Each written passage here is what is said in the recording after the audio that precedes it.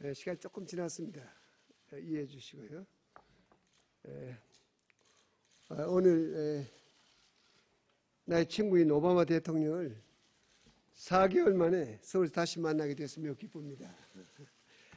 특히 오바마 대통령이 오늘 이른 아침 도착해서 바로 아마 판문점을 들린 것 같습니다.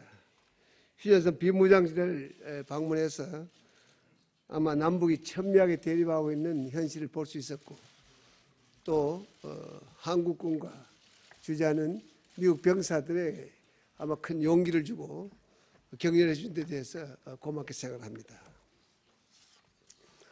오늘 오바마 대통령과 나는 여러 분야에서 이야기를 나누고 서로 의견을 같이 했습니다. 특히 북한 핵과 미사일을 포함한 안보 분야에서 경제 분야에 이르기까지 양국 간 주요 현안과 상호 관심사에 대해서 폭넓은 대화를 나누었습니다. 먼저 우리 두 사람은 동북아와 한반도 정세에 대해서 의견을 교환하고 대북 전략에 대해서 긴밀히 공조해 나가기로 했습니다. 양국은 북한의 장거리 미사일 발사 계획 발표가 유엔 안보리 결의와 미북 간의 합의를 위반한 것이며 국제 평화와 안전을 위협하는 도발적 행위라는 데 의견을 같이 했습니다. 따라서 북한이 발사 계획을 즉시 철회하고 국제적 의무를 준수해야 한다는 데도 의견을 함께 하고 있습니다.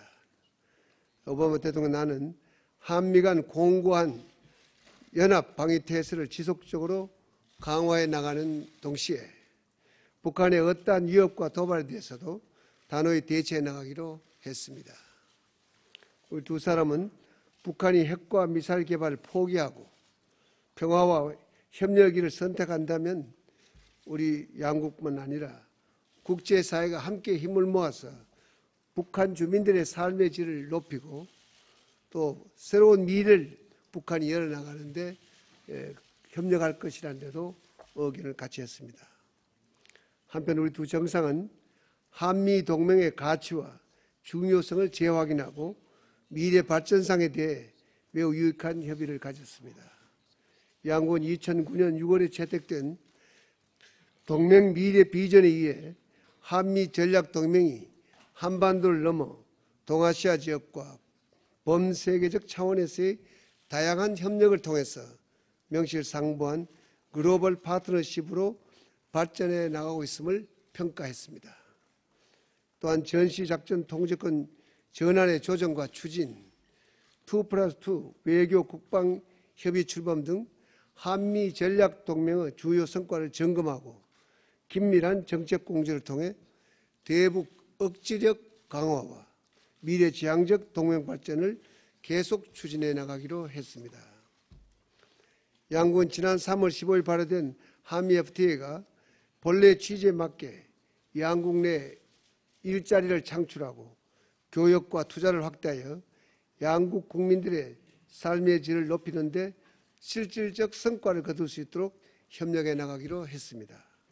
또한 이러한 협력을 위해 이 협정에 규정되어 있는 대로 양국 장관급 공동위원회를 조속히 개최하여 이행사항을 점검해 나갈 것입니다. 또한 우리 두 사람은 유럽 재정 위기 등으로 촉발된 세계 경제의 불확실성이 지속되고 있다는 인식하에 세계 경제 회복 문제에 대한 의견을 나누었습니다. 특히 최근 급등하고 있는 국제 유가가 세계 경제 회복의 걸림돌이 될 수 있다는데 의견을 같이 하고 국제 유가 안정을 위한 범세계적인 협력이 강화될 필요가 있다는 데도 공감을 했습니다. 또한 중동, 아프간 문제 등 주요 지역 정세와 이란 핵 문제의 평화적 해결을 위한 국제사회 협력 방안 등에 대해서도 의견을 나누었습니다. 오바마 대통령의 세 번째 방안을 다시 한번 환영합니다. 제1차 워싱턴 핵안보 정상회의를 주도했던 오바마 대통령이 다음 세대 핵 없는 세계, 보다 평화로운 세상을 물려주고자 이번 제2차 서울회의의 성공적 개최를 위해서도 적극 협조해 주신 데 대해서 고맙게 생각을 합니다. 오늘 다시 한국 방문을 환영합니다. 고맙습니다. Well, good evening, everyone. Thank you to my good friend and partner, President Lee, for your very kind words, and thank you to the people of Korea for your gracious welcome.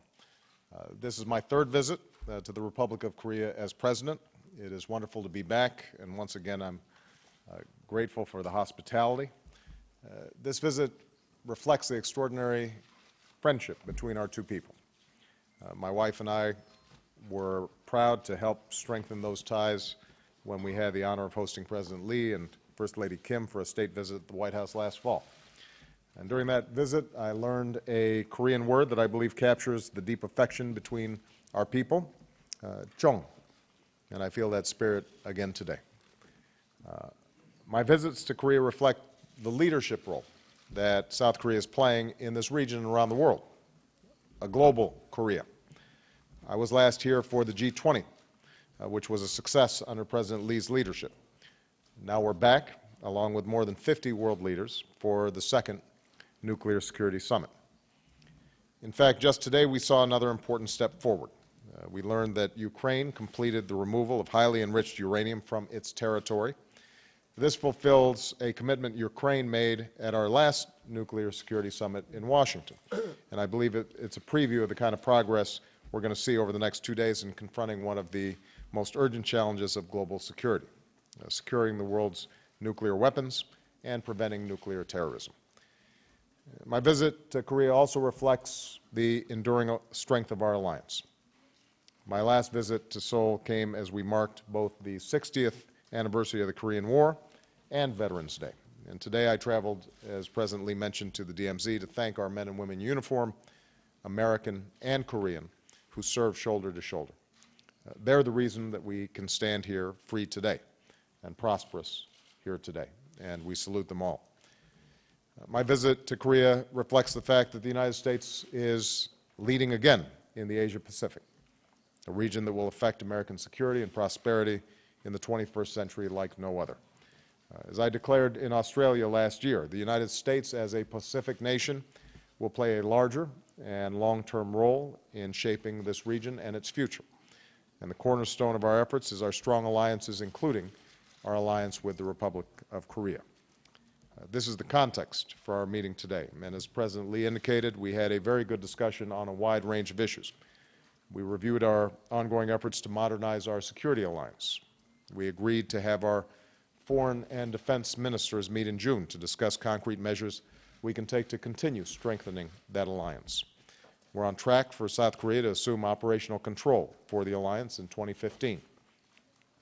I reaffirmed, as I said in Australia, that reductions in U.S. defense spending will not come at the expense of the Asia-Pacific, and that includes South Korea.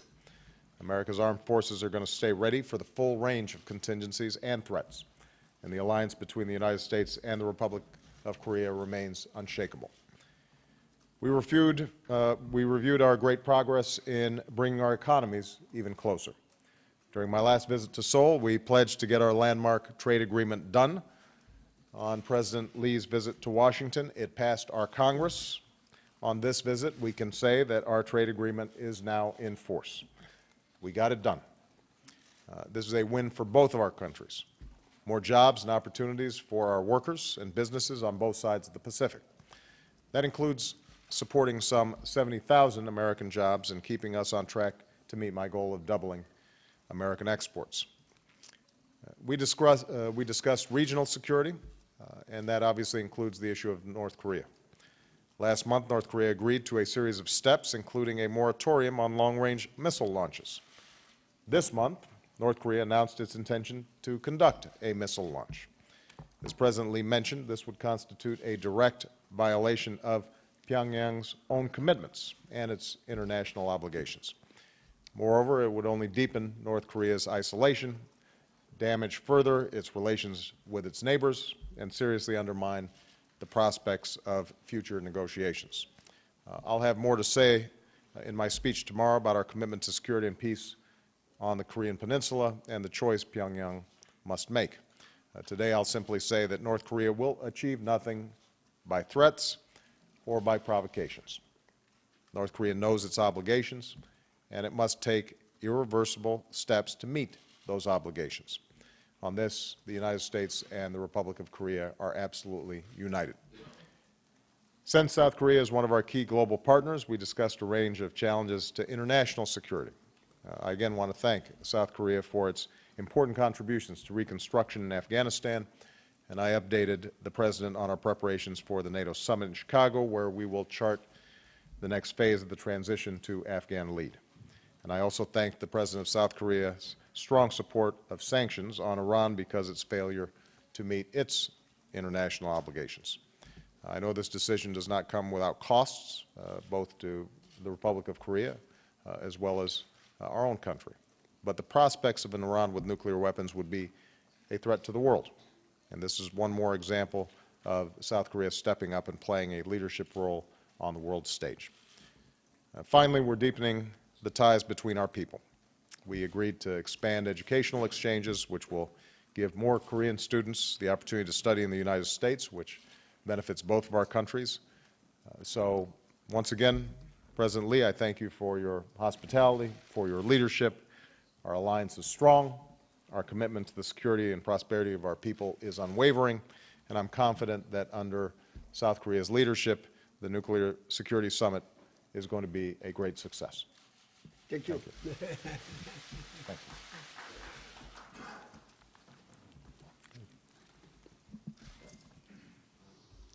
그럼 우리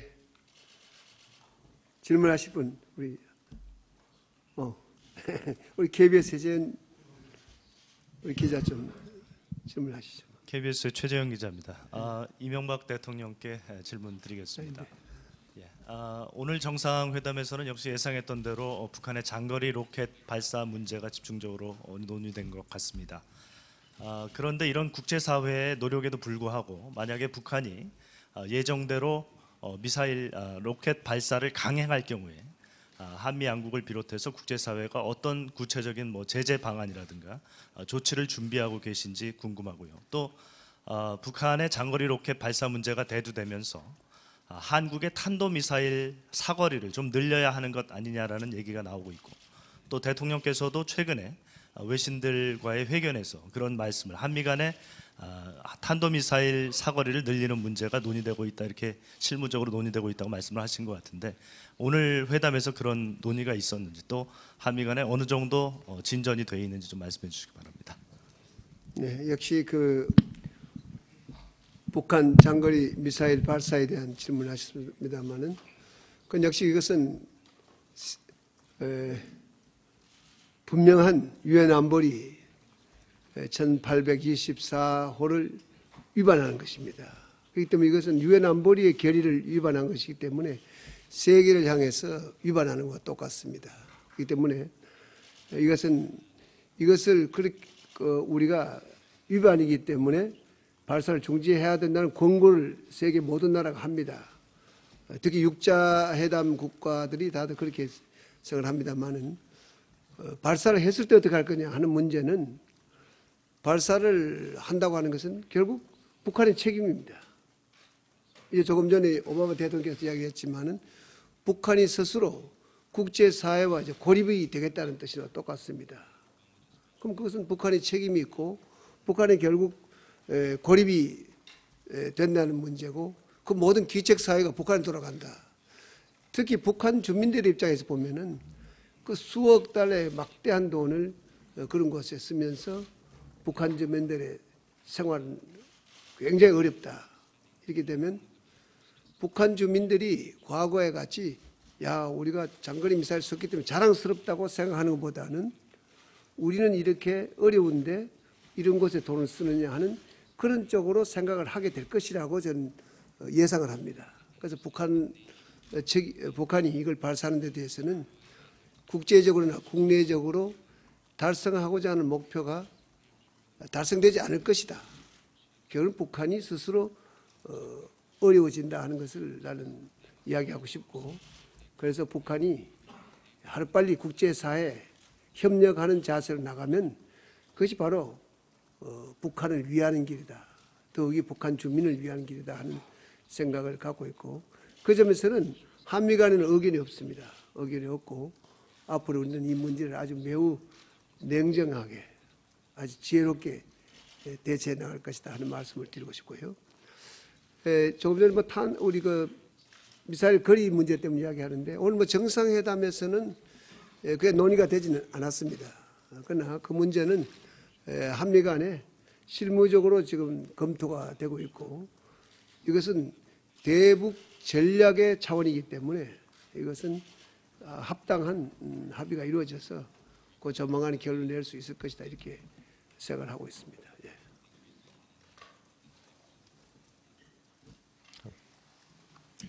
Ben Feller.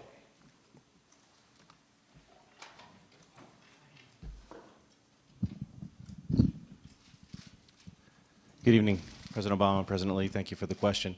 I'd like to follow up on the North Korean threat on two fronts. The first is to follow up on the question my colleague had. Could you be more specific from your perspective what the consequences would be that you would bring to bear on North Korea should there be a rocket launch in terms of the overall relationship, but also specifics such as food aid and negotiations?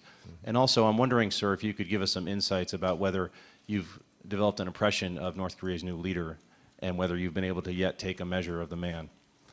And to President Lee, good to see you again. I wanted to ask you about the Nuclear Security Summit. Can you explain how it would have any true and lasting credibility when the two major antagonists of North Korea and Iran are on the sidelines? Well, first of all, with respect to the consequences should there be a launch by the North Koreans, as President Lee indicated, North Korea is already under an extraordinary battery of sanctions. They are the most isolated country in the world. They are cut off from basic commerce and exchanges beyond their borders that every other country, almost every other country, takes for granted. Their people are extraordinarily impoverished. The contrast between living standards in the north and living standards in the south could not be greater, and couldn't be a greater testimony to the benefits of living in a free society. And so the real consequence, should they go forward with a launch, is they will have missed an opportunity. Because what we've presented to them, and what we've consistently presented to them, is an opportunity for them to take a different path than the one they've been taking, which is resulting in not simply hardship for their people, but a state that is decades behind their counterparts in the region in terms of development, in terms of economic strength, in terms of influence in world affairs. And so immediate, concrete, tangible effects, we had offered them the possibility as part of a series of confidence-building measures to move forward with a nutritional aid package, for example. We've indicated to them very directly, because this was part of discussions that had taken place among negotiators, that it would be difficult to move forward with that package if they show themselves unable to make commitments that they've made even a month earlier. Because part of the challenge for any nutrition aid package, for example, is that you make sure it actually gets to the people who need it, and it doesn't go to serve elites in that country or their military. That requires monitors. It's very difficult to have monitors at a period of tension and friction. And it is difficult to provide aid if you don't think that it's going to get to the people who actually need it. So that's just one example of the kinds of consequences that will take place. I'll also note that every time North Korea has violated international resolution, a Security Council resolution, it's resulted in further isolation, tightening of sanctions, stronger enforcement, greater support on the part of the international community for stronger enforcement. I suspect that will happen this time as well. So they need to understand that bad behavior will not be rewarded. There had been a pattern, I think, for decades in which North Korea thought that if they acted provocatively, then somehow they would be bribed into ceasing and desisting acting provocatively. And President Lee and I have agreed from the start of our relationship that we're going to break that pattern. And I suspect that it will ultimately end up having the impact intended, but in the meantime, it's the people of North Korea that are most likely to suffer. I do want to comment on the issue you raised with respect to the Nuclear Security Summit. Understand that the concept of the Nuclear Security Summit that we set up was not directed at the specific issue of Iran or North Korea, but was directed at one leg of a multi-legged stool when it comes to our nuclear security. Specifically, if you've got a lot of loose nuclear material, if countries either historically because of old nuclear programs or currently in terms of how they operate their nuclear energy facilities, are leaving a bunch of material out there that could potentially fall in the hands of terrorists, that poses an extraordinary threat to the United States, to South Korea, and to countries all around the world. And so our goal with this Nuclear Security Summit has always been to be very specific, concrete, around a set of issues that if we act with some deliberateness, can actually enhance everybody's security and should not be controversial. And it's a testament, I think, to that well-defined agenda that 2 years later we're seeing all these deliverables take place that are taking a whole bunch of nuclear material out of vulnerable positions that could fall into the wrong hands. It doesn't solve every problem. It doesn't address every issue that I raised in my Prague speech 3.5 years ago. We still have issues of how can we reduce nuclear weapons among those countries that currently have nuclear weapons, consistent with the long-term obligations of the NPT. We still have outliers like Iran and North Korea that are potentially pursuing nuclear weapons and that pose a significant danger and are engaging in potential non-proliferation activities. But that doesn't diminish in any way the concrete work that's gotten done here that is significantly reducing the risk that an al-Qaeda or a terrorist organization could get a dirty bomb and explode it in Seoul or New York City. And that's always been the objective of the Nuclear Security Summit, and I think that because of the fine leadership that's been shown by President Lee and his delegation, we're going to see a whole bunch of concrete stuff get done over the next 2 days. Oh, you know, I think it's hard to have an impression of Kim Jong-un, in part because the situation in North Korea still appears unsettled. It's not clear exactly who's calling the shots and what their long-term objectives are. But regardless of the North Korean leadership, what is clear is that they have not yet made that strategic pivot where they say to themselves, what we're doing isn't working. It's leading our country and our people down a dead end. And, you know, Ben, you were there at the DMZ, and it's like you're in a time warp. It's like you're looking across 50 years into a country that has missed 40 years or 50 years of progress. And, you know, if a country can't feed its people effectively, if it can't make anything of any use to anybody, if it has no exports other than weapons. And even those aren't ones that in any way would be considered state-of-the-art. If it can't deliver on any indicators of well-being for its people,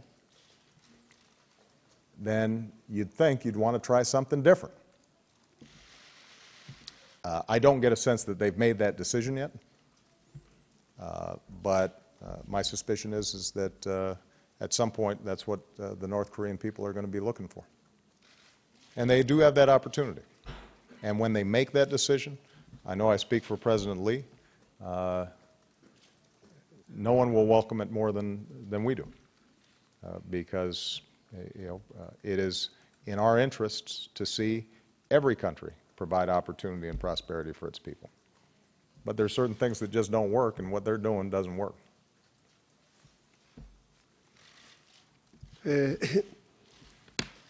이 회담에 관련된 것은 뭐 자세히 말씀을 이번 그 핵안보 정상회의에 대한 그 취지, 무엇을 하려고 하는가 하는 것에 대해서는 설명을 자세히 해줘서 여러분 이해를 하셨을 겁니다. 단지 이번 회의에서는 모든 나라들이 1차 정상회의 끝났을 때 약속한 것을 이번에 점검해 보니까 모두 약속을 지켰다, 모든 나라가. 그리고 이번에 모여서 또 추가로 핵물질을 감축하는 약속을 했습니다. 그래서 이번에 아마 그 약속한 핵물질이 감소가 되면은 핵무기를 만드는 한 2만 개 정도의 핵무기를 감축하는 효과를 낼 수가 있다. 그러나 지구상에는 아직도 10만 개가 넘는 그 무기를 만들 수 있는 핵물질이 남아있다. 이렇게 봅니다. 그러면 그것은 점진적으로 이렇게 모든 세계가 힘을 합치면은 상당한 성과를 앞으로 거둘 수 있다. 저는 이렇게 생각을 분명히 하고 있습니다. 뿐만 아니라 이제 오바마 대통령이 말씀하신 대로 이런 위험 물질이 위험한 사람들에게 넘어가지 않게 하기 위한 50개국이 넘는 나라들이 모두 협력을 하자. 정보도 교환하고 어떻게 하면 이것을 안전하게 관리할 수 있을 것인가 하는 것에 대한 의견을 일치를 해서 앞으로 협력하기로 했습니다. 그것이 이번 서울 공동 커뮤니케에서 나옵니다만은 이런 50개국이 협력한다고 한다는 것은 굉장한 성과를 거두고 있다. 저는 이렇게 생각합니다. 그래서 이 핵 위험으로부터 더 안전한 세계를 만드는데 이 핵안보 정상회의가 1차, 2차회를 거치면서 성과를 거두고 있다. 이 점에서 나는 이 핵안보 정상회의가 앞으로 인류의 행복을 위해서 큰 역할을 할 것이다 이렇게 봅니다. 이상. 오케이, 넥스트. 야, 우리 조선일보 최현묵 기자. 네, 조선일보 최현묵 기자입니다. 오바마 대통령께 묻겠습니다. 오늘 판문점을 다녀오셨고 또 오늘 특히 평양에서는 김정일 사망 100일을 맞아서 김정은을 3대 세습 체제를 공고화하는 또 군중대회가 열렸습니다. 오늘 소감 아까 말씀을 하셨지만 좀 더 추가를 좀 해주시고 그다음에 북한 정권이나 북한 주민들에게 주는 메시지가 있다면 말씀을 해주시기 바랍니다. 두 번째로 그 한미 미사일 지침에 대해서 한국은 이 한국 정부는 이게 북한이 3,000km 이상의 탄도미사일을 갖고 있기 때문에 한국도 그에 상응할 만한 탄도미사일 개발 능력을 가져야 한다고 생각을 하고 있습니다. 대통령께서는 어떤 생각을 갖고 계신지. 마지막으로 북핵 6자 회담에 대해서는 뭐 향후에 뭐 북한 정권이 어떤 다른 입장을 취한다면 다르게 할 수도 있다고 말씀하셨는데 현 상황에서 볼 때 어떤 전망을 갖고 계신지, 만약에 북핵 6자 회담이 재개되려면 어떤 조건들이 있어야 하는지에 대해서 말씀해 주시기 바랍니다. 마지막 질문은 이명박 대통령께서도 다시 한번 북핵 6자 회담 전망에 대해서 말씀해 주시기 바랍니다. 질문을 세 가지 했습니다. Yeah, it's hard to remember them all. Well, the first question I think I basically answered my impressions with respect to the DMZ and the North Korean leadership. With respect to the issue of extending missile ranges, I think President Lee got it exactly right. We have this incredibly powerful alliance that is multidimensional. and involves a whole range of coordination, training activities, making sure that there's interoperability with respect to various weapon systems and our defensive capabilities. And so all these issues are being discussed as we move forward to implementing the 2015 plan.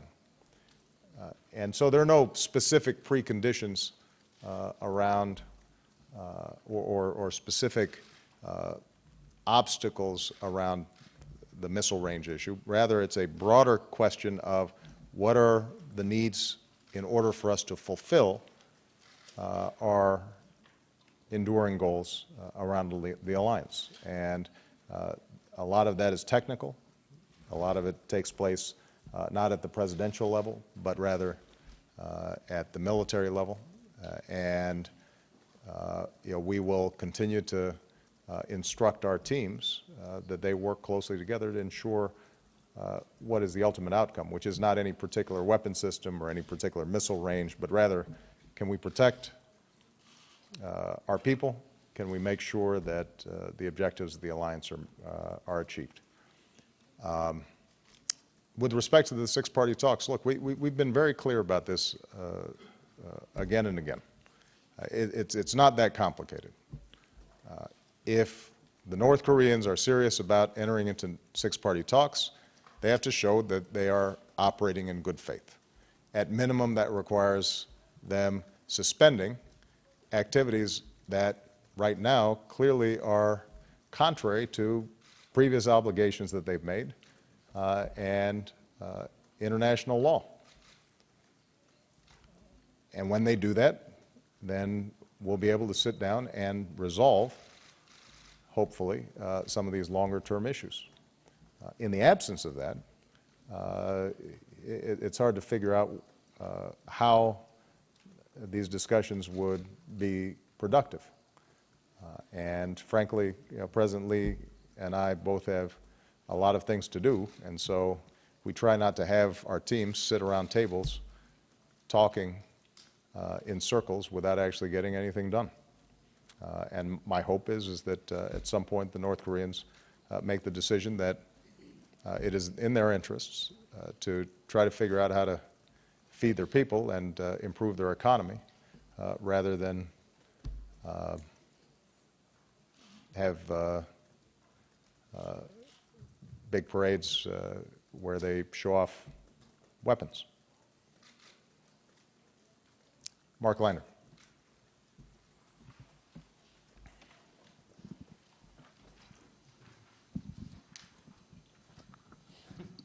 You can use them both, Mark. Exactly. Thank you both. A question first for President Obama. Mr. President, in the past, you've been, particularly when frustrated with China on the issue of North Korea, not shy about telling President Hu that the U.S. will do what's necessary to protect its national security interests. As you're meeting President Hu tomorrow, I wonder what message will you give him regarding North Korea? Are you satisfied with the pressure that China has brought to bear on North Korea? Is there more they could be doing? And is it realistic to think that if they pushed hard enough, they might persuade the North Koreans not to go ahead with the satellite launch? And a question for President Lee. As long as my colleague asked President Obama for his views on Kim Jong-un, I'd like to ask you your views. You live here. You've paid attention to North Korea for longer than our president has, I dare say. And I just wonder whether you think he is, as the president suggested, still in a very tenuous situation, or whether you see him as really establishing quite some control. Well, first of all, I look forward to my meeting with President Hu tomorrow. Obviously, the issue of North Korea will be one among a number of topics that we discuss. My communications with the Chinese have been very consistent on this issue. It is my firm belief that it is in none of our interests to see either tension and instability on the peninsula, and it's not in anybody's interest to see a nuclearized peninsula. The Chinese say they agree with that. The question then is, given that they have more influence and closer diplomatic relations with North Korea than any other country on earth, what are they doing to help guide or encourage North Korea to take a more constructive approach? And that certainly will be a topic of conversation. Now, I am sympathetic to the fact that they share a border with North Korea. They are deeply concerned about potential instability in that country and what ramifications it might have on China. And it is important to recognize that they have a broad range of equities when it comes to how they operate with North Korea, given that they're neighbors. But what I've said to them consistently is rewarding bad behavior, turning a blind eye to deliberate provocations, trying to paper over these not just provocative words, but extraordinarily provocative acts that violate international norms, that's not obviously working. So in the same way that North Korea needs to do something new if it actually wants to do right by its people, my suggestion to China is that how they communicate their concerns to North Korea should probably reflect the fact that the approach they've taken over the last several decades hasn't led to a fundamental shift in North Korea's behavior. And the irony, of course, is that during the last 20 years, China has leapt into the 21st century, in part by abandoning some of the practices that North Korea still clings to. You couldn't ask for a better model of the difference, at least on the economic front, that different policies have made. And again, I believe China is very sincere that it does not want to see North Korea with a nuclear weapon. But it is going to have to act on that interest in a sustained way. And if it does, I think together between the South Koreans, the Japanese, the Russians, the Chinese, and ourselves, I think we can have a real impact. 김정은에 대한 평가를 해달라고 하니까 좀 어렵습니다. 아직. 김정은에 대한 평가는 어느 누구도 아직 할 만한 정확한 정보를 갖고 있지 못합니다. 아마 김정은에 대한 평가는 아마 북한 주민들도 아마 갑자기 새로운 지도자가 나왔기 때문에 평가를 할 수가 없었을 겁니다. 그래서 지금으로서는 우리 한국이나 세계 어떤 나라에서도 지도자들도 김정은에 대한 평가를 하기 힘들다. 조금 더 두고 봐야겠다. 그런데 나는 처음에는 보다 좀 개방적으로 하지 않겠는가. 새로운 리더십을 보이지 않을까 하는 기대도 조금 했습니다만은 이번에 하는 것을 봐서 조금 실망스럽긴 합니다만은 그러나 앞으로 더 기다리면서 보겠습니다. 그래서 정확한 평가를 조금 더 시간을 지나면서 정확한 평가를 하는 것이 좋겠다 이렇게 생각을 하고 아마 새로운 지도자는 세계 어떤 나라도 혼자서는 할 수 없는 시대에 살고 있다.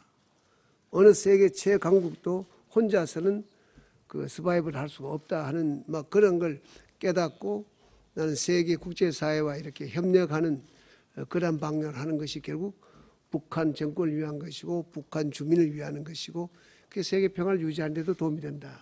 그렇게 생각을 하고 그렇게 한다면 뭐 대한민국은 물론이지만은 많은 나라들이 협조해서 북한 사회를 도울 것이다 이렇게 생각을 하고 있습니다.